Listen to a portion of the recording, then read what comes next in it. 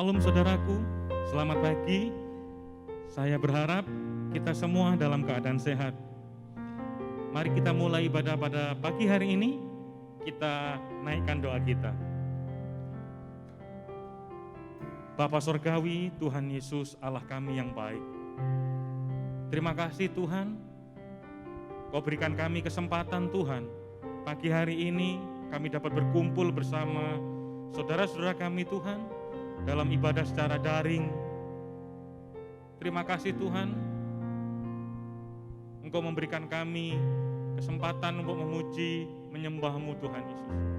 Berkati ibadah ini Tuhan, dari awal sampai dengan akhir, oleh kuasa darah Tuhan Yesus Kristus. Kami juga naikkan doa kami Allah. Kami bersatu hati, pagi hari ini kami mendoakan seluruh saudara-saudara kami yang saat ini sedang sakit. Bapa, kiranya Engkau berkenan menyembuhkan mereka semua. Kami percaya Tuhan, bilur-bilur Tuhan Yesus Kristus menyembuhkan mereka yang saat ini sedang sakit. Terima kasih Tuhan, ampuni salah dosa dan pelanggaran kami Allah. Tutup bungkus kami oleh kuasa darah-Mu Tuhan. Jadikan kami penyembah-penyembah-Mu Tuhan yang setia. Terima kasih Tuhan Yesus. Terima kasih Tuhan. Kami siap memuji, meninggikan nama-Mu Tuhan. Kami naikkan seru doa kami ini Tuhan, hanya di dalam nama Tuhan Yesus Kristus. Haleluya. Amin. Mari kita naikkan hanya dekat kasih-Mu ya Bapa.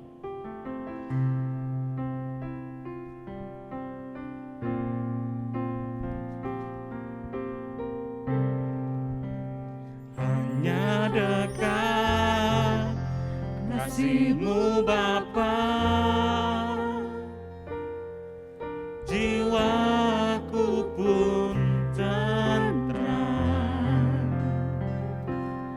Engkau menerimaku dengan sepenuhnya Allah, dengan sepenuhnya. Walau dunia melihat rupa, namun Kau memandangku sampai kedalaman hatiku.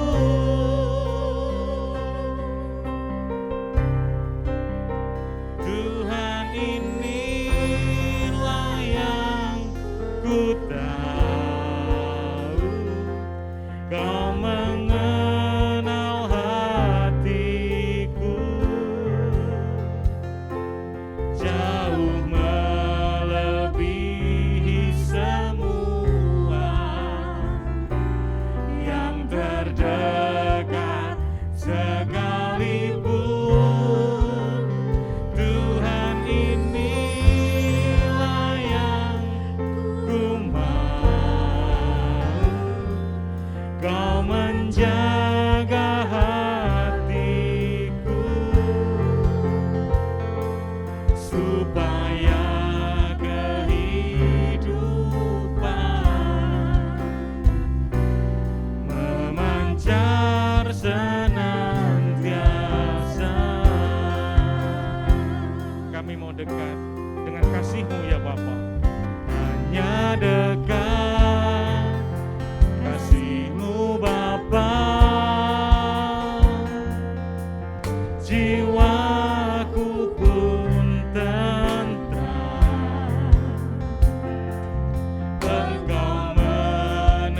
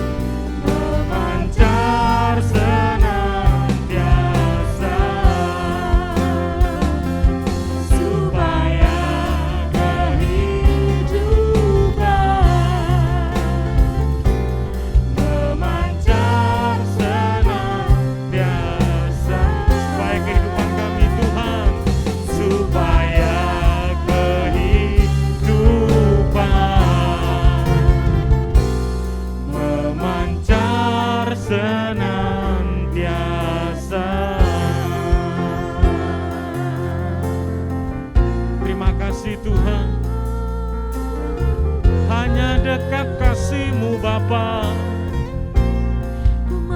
jiwa kami tenang. Hanya dekat Kau Tuhan.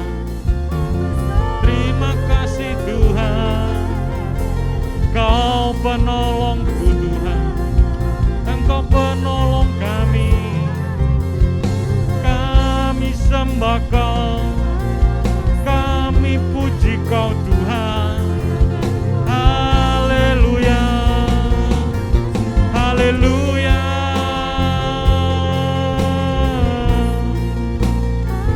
Tuhan, inilah yang ku tahu, Kau mengenal hatiku. Terima kasih Tuhan, Kau Allah yang baik, Allah yang ajaib Tuhan. Terima kasih Tuhan, terima kasih Tuhan. Kami mau datang di hadirat-Mu Tuhan dengan segala kerinduan kami Bapa. Terima kasih Tuhan Yesus.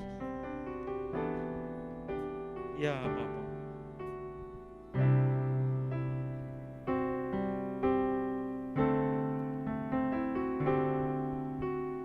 Ku datang ya Bapa dalam kerinduan, memandang keindahan-Mu. Ku berikan segalanya Allah, ku berikan segalanya, semuanya yang ada. Ku ingin menyenangkan hati-Mu oh Tuhan. Jadikan aku indah yang Kau pandang mulia, seturut karya-Mu di dalam hidupku. Ajarku berharap hanya kepada-Mu, taat dan setia, taat dan setia kepada-Mu Tuhan. Terima kasih Yesus. Ku datang ya Bapa, ku datang ya Bapa dalam kerinduan, memandang keindahan-Mu. Ku berikan segalanya, semuanya yang ada. Ku ingin menyenangkan hati-Mu oh Tuhan. Jadikan aku indah yang Kau pandang mulia, seturut karya-Mu di dalam hidupku.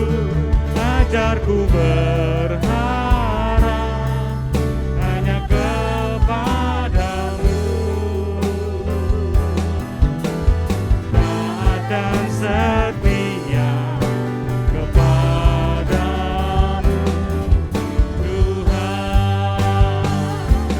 Jadikan aku indah yang Kau pandang mulia, seturut karya-Mu di dalam hidupku.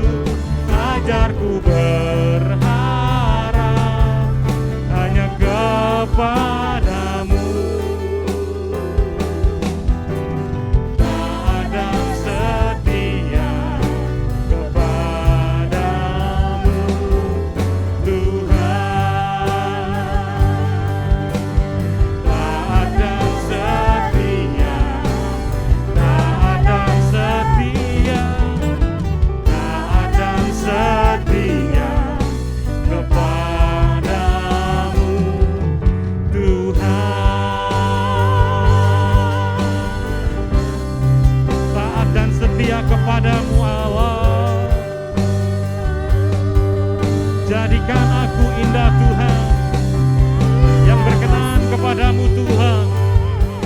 Jadikan kami Tuhan penyembah-penyembah-Mu Tuhan, dengan hati dan roh yang menyala-nyala Tuhan, melayani Engkau Tuhan.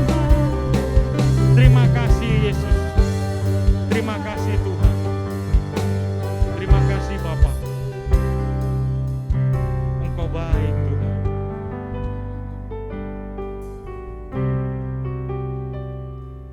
Bapa di surga, kami bersyukur buat kasih-Mu. Terima kasih Tuhan, hari ini kami boleh sama-sama datang kepada Tuhan. Dan biarlah kami Tuhan, Engkau urapi saat kami mendengar firman Allah, agar kami boleh mengerti kebenaran firman Tuhan, dan kami boleh hidup memuliakan Tuhan. Dalam nama Yesus, amin. Shalom saudaraku, hari ini kita akan belajar firman Tuhan dari Injil Lukas pasal 17 ayat 11 sampai ayat 19. Dengan tema mengucap syukurlah dalam segala hal. Mari sama-sama kita baca Injil Lukas pasal 17 ayat 11 sampai dengan ayat yang ke-19. Dalam perjalanannya ke Yerusalem, Yesus menyusur perbatasan Samaria dan Galilea. Ketika ia memasuki suatu desa, datanglah 10 orang kusta menemui dia. Mereka tinggal berdiri agak jauh dan berteriak, "Yesus, Guru, kasihanilah kami." Lalu ia memandang mereka dan berkata, "Pergilah, perlihatkanlah dirimu kepada imam-imam." Dan sementara mereka di tengah jalan, mereka menjadi tahir. Seorang dari mereka ketika melihat bahwa ia telah sembuh, kembali sambil memuliakan Allah dengan suara nyaring. Lalu tersungkur di depan kaki Yesus dan mengucap syukur kepadanya. Orang itu adalah seorang Samaria. Lalu Yesus berkata, "Bukankah ke-10 orang tadi semuanya telah menjadi tahir? Di manakah yang 9 orang itu? Tidak adakah di antara mereka yang kembali untuk memuliakan Allah selain daripada orang asing ini?" Lalu ia berkata kepada orang itu, "Berdirilah dan pergilah, imanmu telah menyelamatkan engkau." Saudaraku, penyakit kusta pada zaman Yesus adalah suatu penyakit yang mengerikan. Penyakit yang dianggap orang yang kena kusta itu kena kutukan. Harus dihindari oleh orang lain, harus jaga jarak sekitar 6 kaki atau 1,8 meter. Orang yang kena kusta itu harus berpakaian gelap, lalu rambut mereka harus terurai untuk menutupi wajah mereka kena kusta, dan mereka tidak boleh hidup sama-sama dengan orang-orang sehat. Mereka jadi orang yang terbuang, orang yang terisolasi. Bandingkan dengan saat ini, orang yang kena COVID harus diisolasi dan gak boleh dekati, harus jaga jarak. Saudaraku, dari kisah yang baru kita baca ini, kita belajar kalau orang ingin mengalami kesembuhan dari Tuhan, datang menemui Yesus. Lalu rendahkan diri, berseru kepada Tuhan, berteriak, hingga Yesus memandang. Ke-10 orang kusta ini terus berteriak, "Yesus, Guru, kasihanilah kami." Minta belas kasihan dari Tuhan Yesus. Hingga Yesus memandang mereka dan berkata, "Pergilah, perlihatkanlah dirimu kepada imam-imam." Saat Yesus berkata, "Pergilah kepada imam-imam," mereka belum mengalami kesembuhan. Tapi mereka mempercayai perkataan Tuhan dan mentaati perkataan itu. Dan sementara mereka sedang perjalanan, mereka semua sembuh. Saudaraku, kalau engkau saat ini sedang mengalami sakit, sedang mengalami masalah apapun, minta belas kasihan Tuhan. Saya mau kasih kesaksian saudaraku. Bulan lalu saya mengalami kesakitan ketika mau buang air kecil. Hari Kamis, Jumat, Sabtu, bahkan Sabtu malam itu keluar darah. Padahal hari Minggunya harus ada jadwal pelayanan. Tapi saya tetap melayani Tuhan. Kemudian hari Minggu siang saya minum obat herbal, siang, sore, malam. Ketika buang air kecil malam hari, tiba-tiba ada yang meluncur dan nyangkut. Wah, ternyata 4 hari ini saya sakit oleh karena ada batu. Lalu saya berseru dari kamar mandi, "Ma," saya panggil anak-anak, "doakan, ini ternyata batu." Dan saya mengangkat tangan di kamar mandi, minta belas kasihan Tuhan. "Tuhan Yesus, kasihanilah aku orang berdosa ini. Tuhan Yesus, Kau baik Tuhan. Kau jamah Tuhan biar batu ini keluar. Tapi batu itu belum keluar juga. Dan tiap kali buang air kecil saya sakit. Dan akhirnya ingin lagi buang air kecil. Lalu saya ambil air hangat dengan satu mangkuk, buang air kecil di dalam mangkuk itu ada satu tangan terangkat, Tuhan Yesus kasihanilah aku. Tuhan Yesus kau baik, Tuhan biar batunya keluar Tuhan. Belum keluar juga saudaraku. Saya akhirnya minta didoakan oleh teman-teman, tolong doakan ini dari batu nih. Sekarang nyangkut gak bisa keluar. Dan kemudian beberapa saat kemudian saya ingin buang air kecil lagi. Lalu saya masuk kamar mandi, pegang air mangkuk di air hangat di mangkuk itu. Kemudian saya angkat tangan, Tuhan kasihanilah aku. Tuhan Yesus tolonglah aku biar batu itu keluar. Dan batu itu akhirnya keluar, ting. Waktu keluar kaget saya. Kenapa? Besar sekali batunya. Saya ukur, panjangnya ada 1,5 cm, lalu lebarnya ada yang 1 cm. Bayangkan saudaraku. Saya baca literatur, saya cari tahu sebenarnya berapa sih saluran kencing pria itu. Ureter itu 7 mili saudaraku. Dan untuk uretra itu 8-9 mili untuk pria. Dan batunya 10 mili, makanya gak bisa keluar. Tapi saya berseru minta belas kasihan Tuhan. Dan Tuhan mengasihani. Dan saya bersyukur untuk itu. Karena itu saudaraku, firman Tuhan itu ya dan amin. Dahulu, sekarang, selama itu Yesus tetap sama. Ketika engkau mengalami kesusahan, mengalami sakit, datanglah pada Yesus, minta belas kasihan Tuhan. Kembali kepada kisah di dalam Lukas 17 ini saudaraku. 10 orang disembuhkan Tuhan, tapi hanya 1 yang kembali kepada Yesus dan berterima kasih kepada Yesus. Apa yang kita bisa pelajari saudaraku? Yang pertama, mengucap syukurlah untuk berkat yang sudah engkau terima. Jadilah orang yang tahu berterima kasih saudaraku.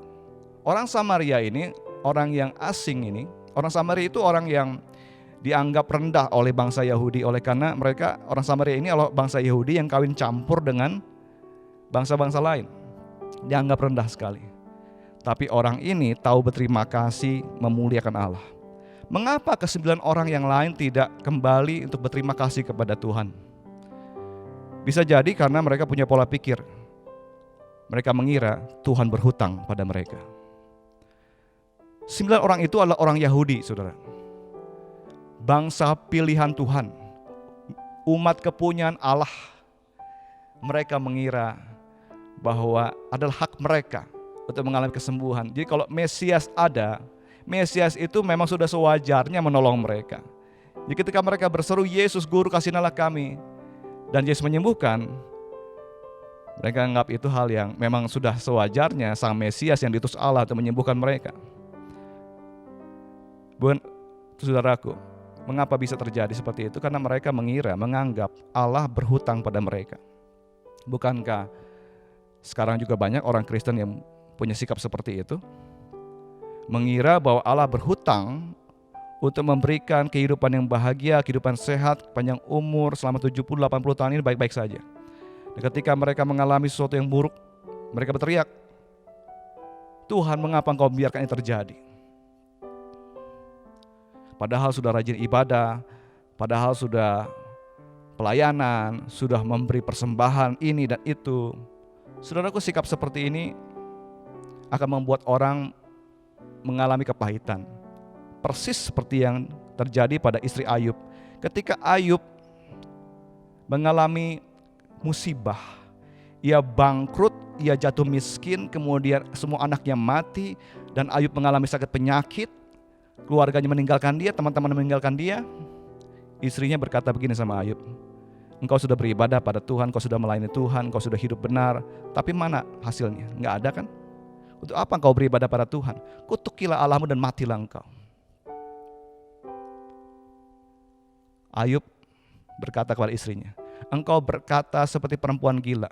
Masakan kita hanya menerima yang baik dari Tuhan dan tidak mau menerima yang buruk? Sekalipun Tuhan membunuh aku akan tetap percaya kepadanya. Istri Ayub punya pola pikir Tuhan itu berhutang untuk memberikan kehidupan yang baik, yang sehat, yang bahagia. Tapi Ayub berpikir hidup ini karena kemurahan Tuhan. Saudaraku, Kalau orang ingin diperlakukan sepantasnya oleh Tuhan, sebenarnya tidak ada seorang pun di antara kita yang hidup. Kenapa? Kita semua orang berdosa, upah dosa ialah kematian, saudaraku. Sesungguhnya Tuhan tidak pernah berhutang pada kita. Hidup kita hanya semata-mata kemurahan Tuhan. Dan kalau Tuhan menyatakan belas kasihan, kemurahan Tuhan dinyatakan pada kita, bersyukurlah, berterima kasihlah kepada Tuhan. Jadilah orang yang tahu berterima kasih, mengucap syukurlah. Bila engkau sudah menerima pertolongan Tuhan, sudah menerima berkat kesembuhan dari Tuhan, sudah menerima kemurahan Tuhan. Itu yang pertama. Yang kedua yang kita bisa belajar, saudaraku, kita harus mengucap syukur dalam tiap keadaan. Ke-10 orang kusta ini bukan hanya menderita sakit penyakit, saudaraku. Mereka sudah menderita kehilangan nama baik, kehilangan reputasi, kehilangan uang, kehilangan harta milik, kehilangan kesuksesan, kehilangan orang-orang yang dicintai. Namun orang Samaria ini bisa bersyukur. Tapi yang 9 orang tidak bisa bersyukur. Kenapa? Karena mereka berfokus kepada apa yang mereka pikir harus mereka terima, bukannya kepada apa yang sudah mereka terima. Bukankah banyak orang Kristen juga sekarang seperti ini? Fokusnya kepada apa yang harus aku terima, bukan apa yang sudah diterima. Makanya merasa kurang ini, kurang itu. Jadi susah bersyukur pada Tuhan. Ada seorang ibu, saudaraku, yang kepahitan kepada Tuhan oleh karena anak perempuannya yang berusia 30 tahun dibunuh oleh menantu laki-lakinya. Ia kepahitan pada Tuhan karena apa? Kenapa Tuhan membiarkan terjadi? Sampai suatu hari ia bertemu seorang hamba Tuhan. Hamba Tuhan itu berkata, "Ibu, kalau ibu menolong tetangga itu setiap hari memberikan uang 1 juta rupiah selama 30 hari. Kemudian ibu menyetop pemberian itu. Kemudian tetangga ibu marah. Tetangga macam apa itu? Ibu itu menjawab, itu tetangga tidak tahu berterima kasih. Hamba Tuhan itu berkata kepada ibu ini, bukankah engkau punya sikap yang sama seperti tetangga itu? Engkau sudah diberikan oleh Tuhan 30 tahun bersama-sama anak perempuanmu, tapi engkau gak bersyukur, engkau berfokus kepada apa yang kau pikir seharusnya anakmu masih 40 tahun lagi hidup, karena biasanya manusia kan umur 70 tahun meninggal. Mengapa engkau tidak bersyukur 30 tahun yang Tuhan sudah berikan? Saudaraku, banyak sekali di antara kita yang susah bersyukur. Kenapa? Karena fokusnya adalah kepada apa yang aku harus terima, bukan pada apa yang sudah diberikan Tuhan. Janganlah jadi orang yang tidak tahu terima kasih. Coba belajar menghitung berkat-berkat-mu yang Tuhan sudah berikan. Ada lagu zaman dulu ya, hitung berkat satu persatu. Coba saudaraku, kalau engkau sehat masih bisa nafas, bersyukurlah. Kalau engkau bisa makan, minum enak, bersyukurlah. Kalau engkau bisa buang air kecil, bersyukurlah. Coba hitung saudaraku, apa yang bisa engkau syukuri. Dalam tiap keadaan, bersyukur kepada Tuhan. Jangan fokus kepada apa yang harus aku terima, tapi coba fokus apa yang sudah engkau terima. Ucap syukur sama Tuhan. Mengucap syukur dalam setiap keadaan. Amin. Yang ketiga yang kita bisa pelajari dari kitab kisah ini, saudaraku, adalah mengucap syukur dengan iman. Orang Samaria ini yang tahu berterima kasih, yang kembali kepada Yesus memuliakan Allah, mengalami kesembuhan jasmani. Tapi bukan hanya itu, Yesus berkata kepada orang itu, berdirilah dan pergilah, imanmu telah menyelamatkan engkau. Yesus mengkonfirmasi iman dari orang Samaria ini, saudaraku. Kenapa yang 9 orang itu tidak kembali kepada Yesus? Mereka percaya Sang Mesias bisa menyembuhkan mereka, tapi mereka tidak kembali kepada Yesus untuk berterima kasih kepada Yesus. Bisa jadi oleh karena mereka sesungguhnya kurang percaya penuh kepada Tuhan. Mereka ini mencurigai Tuhan itu punya maksud terselubung. Mereka kepahitan dengan hidup ini. Karena penderitaan mereka kepahitan, dan mereka tanpa sadar percaya kepada dusta iblis yang menanamkan kecurigaan di hati manusia. Persis seperti Taman Eden ketika iblis menaruh kecurigaan di hati Hawa dan Adam. Adam dan Hawa mencurigai Tuhan itu punya maksud terselubung sehingga melarang mereka makan buah pengetahuan baik dan jahat. selama ini ternyata Tuhan melarang oleh karena Tuhan punya maksud supaya kami tidak seperti Allah, supaya kami tidak tahu yang baik dan jahat, dan banyak kecurigaan seperti itu. 9 orang kusta ini mencurigai Tuhan. Mereka tidak sepenuhnya percaya pada Tuhan. Tapi orang Samaria ini percaya benar bahwa Tuhan punya rencana yang baik, yang indah. Saudara, kita harus percaya kepada Tuhan, mengucap syukur dengan iman. Percaya bahwa Tuhan itu baik dan selalu baik. Amin. Kasih setia Tuhan tidak pernah berkesudahan, Dia selalu baik. Percayalah bahwa Tuhan itu pegang kendali dalam hidup kita. Kalau Tuhan izinkan terjadi sesuatu, percayalah Tuhan itu baik. Bahkan di Alkitab dikatakan, tidak sehelai pun dari rambut kepalamu akan hilang. Artinya apa? Tuhan pelihara. Satu helai rambut pun kalau Tuhan tidak izinkan, tidak akan jatuh ke tanah, saudaraku. Dan kalau Tuhan izinkan terjadi peristiwa, terjadi sesuatu dalam hidup kita, percayalah, Roma 8:28. Itu semua proses Tuhan. Tuhan mengizinkan semua terjadi. Allah turut bekerja dalam segala sesuatu pada akhirnya untuk mendatangkan kebaikan bagi setiap orang yang mengasihi Dia, bagi setiap orang yang terpanggil sesuai rencana Allah. Percayakah aku akan hal itu? Mengucap syukurlah dengan iman. Percaya bahwa Tuhan itu selalu baik. Yang kedua, percaya Tuhan itu pegang kendali dalam hidup kita. Yang ketiga, percaya semua Tuhan izinkan itu proses untuk membentuk kita serupa Kristus. Dan Allah turut bekerja dalam segala sesuatu. Ujung-ujungnya adalah untuk memberikan kebaikan, mendatangkan kebaikan bagi saudara dan saya. Bagi setiap orang yang terpanggil sesuai rencana Allah, karena rencana Allah itu baik. Mengucap syukurlah dengan iman, saudaraku. Akhirnya saya ingin ajak kita semua membaca 2 ayat untuk menutup pemberitaan firman Tuhan hari ini.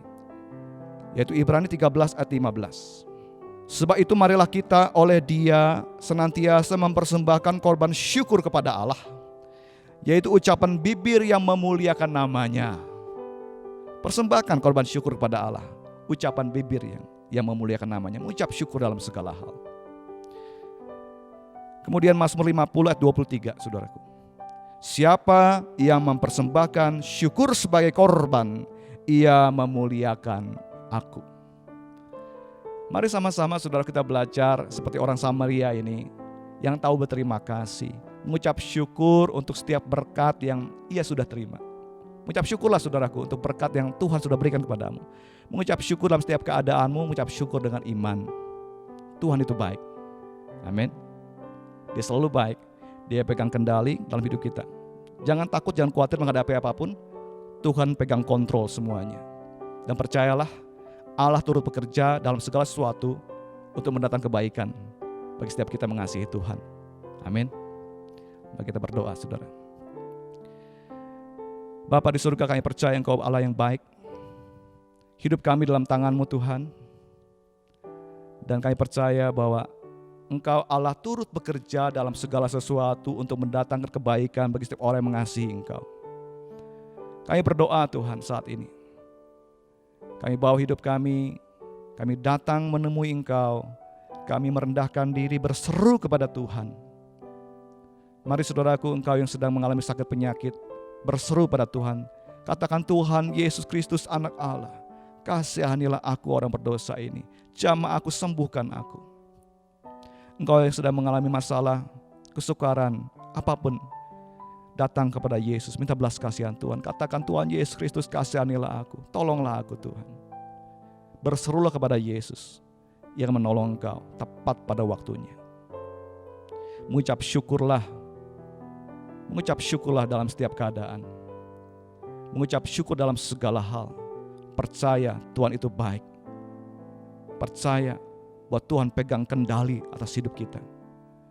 Percaya bahwa Allah turut bekerja dalam segala sesuatu untuk mendatangkan kebaikan bagi setiap kita yang mengasihi Dia. Haleluya. Bapa, terima kasih Tuhan buat kebenaran firman-Mu. Terima kasih untuk kekuatan penghiburan yang Tuhan berikan lewat Roh-Mu Tuhan. Kami berdoa menyerahkan Tuhan jemaat-Mu semuanya dalam tangan Allah. Kami dipelihara oleh Tuhan karena Engkau Allah yang baik. Biar Engkau Tuhan yang melindungi kami, memberkati di masa-masa sukar ini. Biar Tuhan Engkau sendiri yang menyertai kehidupan kami. Engkau sendiri Tuhan yang melindungi kami, menjagai kami, memberkati hidup kami. Tuhan, kami berdoa Engkau memberkati Gereja Betel Indonesia, memberkati Tuhan Ketua Umum Pak Rubin Adi, memberkati setiap Ketua BPD, memberkati Tuhan khususnya juga Gereja Betel Indonesia di Jalan Merak bersama cabang ranting. Tuhan, berkatilah kami semua. Seluruh umat-Mu yang berseru kepada Tuhan, biar Engkau sendiri melawat, menjamah, memberikan kasih karunia-Mu Tuhan. Kami terus berdoa Tuhan buat kota Bogor di mana kami tinggal. Biar Engkau memberi kesejahteraan Tuhan, sebab kesejahteraan kota ini adalah kesejahteraan buat kami juga. Kami berdoa menyerahkan setiap pejabat-pejabat pemerintah di kota ini dalam tangan Tuhan. Biar Engkau sendiri Tuhan yang bekerja, berhikmat, biar mereka mengambil keputusan-keputusan dalam pimpinan Tuhan. Kami juga berdoa terus Tuhan untuk pemerintah negeri ini Tuhan, untuk Presiden kami Pak Jokowi, berhikmat Tuhan, seperti batang air di tangan Tuhan, Kau alirin kemana Engkau mau. Biar Engkau bekerja setiap pejabat-pejabat pemerintah di negeri ini Tuhan. Setiap keputusan yang diambil semua dipimpin Tuhan. Kami berdoa ya Tuhan, mohon belas kasihan Tuhan. Biarlah Tuhan saat umat merendahkan diri, berseru, bertobat, berbalik dari jalan jahat, mencari wajah Tuhan, Engkau sendiri Tuhan yang mengasihani. Tuhan, sembuhkanlah negeri ini. Tuhan, lalukan pandemi ini Tuhan. Biarlah Tuhan datang kerajaan-Mu di Indonesia ini. Jadikan kehendak-Mu Tuhan di bumi seperti di sorga. Saudara yang kasih, arahkan hati dan pikiran pada Tuhan. Angkat kedua belah tanganmu, terima berkat dari Allah. Tuhan Yesus Kristus memberkati engkau dan melindungi engkau. Tuhan Yesus Kristus menyinari engkau dengan wajah-Nya, memberi engkau kasih karunia. Tuhan memberi engkau damai sejahtera. Kasih karunia Tuhan Yesus Kristus, kasih Allah Bapa di surga, dan persekutuan Roh Kudus menyertai-mu selamanya. Maranatha, datanglah segera Tuhan Yesus. Semua yang rindu kedatangan Tuhan sama-sama berkata, amin.